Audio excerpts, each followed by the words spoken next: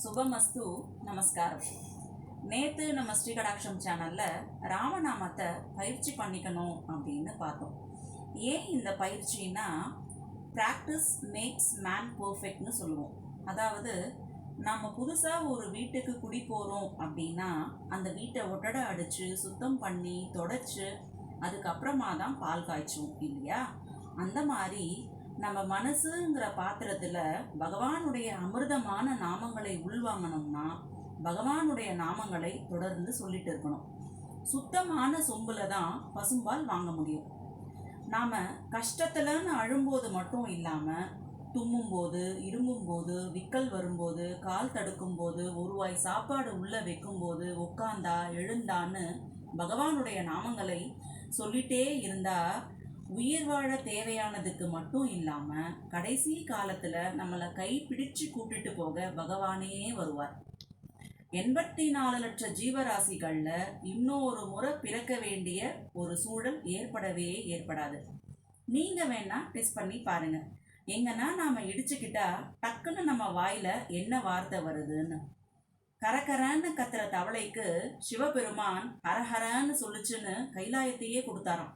ஆமாங்க, ராமநாமத்தையோ சிவன் நாமத்தையோ ஒரு முறை சொன்னாலே அந்த நிமிஷமே நாம் பவித்திரம் ஆயிடுறோம், இல்லைன்னு சொல்லலை. ஆனால் தினம் தினம் திரும்ப திரும்ப நம்ம எத்தனை பேரை சந்திக்கிறோம், எத்தனை பேச்சுக்கள் பேசுகிறோம், மனசால பார்வையாலன்னு நமக்கே தெரியாமல் பல தவறுகள் பண்ணிக்கிட்டே தான் இருக்கும். இந்த மாதிரியான விஷயங்களை உடனே கலைஞ்சு ஆத்ம சுத்தம் பண்ணதான் தினமும் விடாமல் தொடர்ந்து ராமநாமத்தையோ சிவநாமத்தையோ சொல்லணும் அப்படிங்கிறது. நம்ம பல ஜென்மங்களா பண்ண பாவ மூட்டைகள், கர்ம வினைகள் கொஞ்சம் கொஞ்சமாக கழிய ஆரம்பிக்கும். எப்படின்னா, பாசி பிடிச்ச வாளியில தண்ணீரை இறைக்க தான் கொஞ்ச நாள்ல பலன்னு புது வாளி மாதிரி ஆயிடும் இல்லையா? அதே மாதிரி நமக்கு ஆத்ம சுத்தி ஏற்பட்டுடுச்சுன்னா பகவானுடைய நாமங்களை சொல்லி சொல்லி நன்றிகளா கொண்டாட ஆரம்பிச்சிடுவோம். சரி, காசியில இறந்தா முக்தி அப்படின்னு எல்லாருக்கும் தெரியும்.